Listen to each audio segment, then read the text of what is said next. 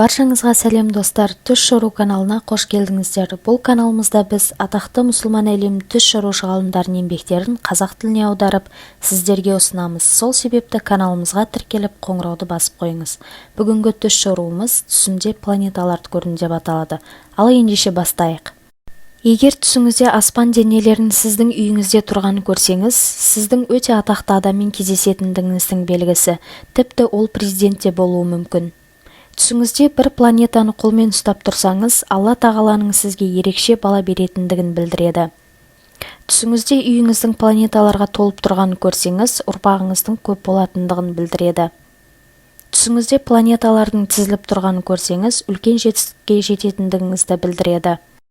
Түсіңізде бір аспан денесін жұтып қойғаныңызды көрсеңіз, адамдардың ақысын жеп жүргендігіңізді білдіреді. Ол арам істі тоқтату керек.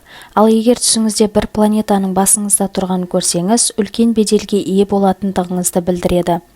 Түсіңізде Юпитерді көрсеңіз, керемет ғұмыр кешетіндігіңізді білдіреді.